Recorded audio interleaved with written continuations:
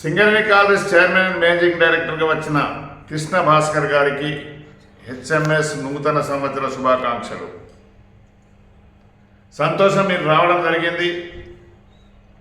కంపెనీని బతికించడానికి మీరు ప్రయత్నం చేస్తారని అనుకుంటున్నా. మీకు సింగరేణికి చైర్మన్, మీరు ట్రాన్స్కో జెన్కోకు చైర్మన్, రెండు కూడా మీకు రెండు కళ్ళు లాంటివి.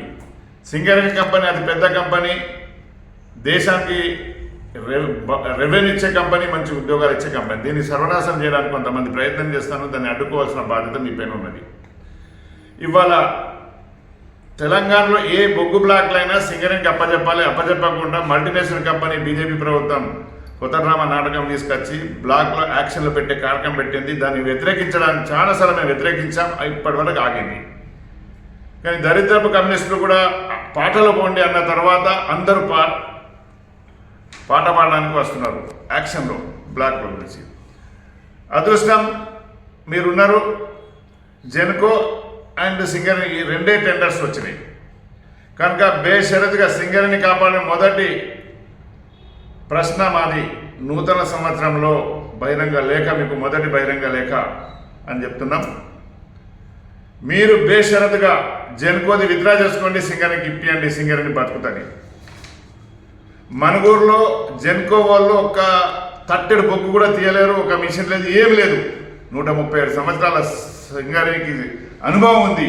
రకరకాల ఒడిదుడుకుల్లో పనిచేసింది, సింగరేణి కాపాడింది. సింగరేణికి అప్పచెప్పండి. మీరు సింగరేణికి రుణపడి ఉంటారు. మేమందరం మిమ్మల్ని సన్మానిస్తాం. రేపు జరగబోయే యాక్షన్లో జెన్కోది విత్డ్రా చేసుకోండి, సింగరేణికి అప్పచెప్పండి అని సీరియస్గా కార్మికుల తరఫున కోరుతున్నాం. రెండోది, సింగరేణి కంపెనీ జెన్కోకు నెలకు 2,000 కోట్ల రూపాయల బొగ్గు ఇస్తుంది. మీరు ఒక పైసా ఇస్తలేరు. ఆ పైసలు కూడా ఇప్పించండి. 47,000 కోట్ల రూపాయలు బాకీ ఉన్నది. ఆ పైసలు కూడా మీరు ఇప్పించండి. ఎందుకంటే రెండింటికి మీరు ఉన్నారు కాబట్టి మాకు అవకాశం దొరికింది, మీకు ఛాన్స్ ఉన్నది కనుక సింగరేణి జీతాలు ఇచ్చే పైసలు లేరని బుకాయిస్తున్నారు. అదంతా బోకస్ మాటలు. మన దగ్గర పైసలు ఉన్నాయి. ఉన్న పైసలు బాకీ మీరే ఉన్నారు. జెన్కో ట్రాన్స్కో రాష్ట్ర ప్రభుత్వం ఆ పైసలు కనీసం నెలకు 2,000 కోట్లు 3,000 కోట్లన్నా ఇవ్వండి.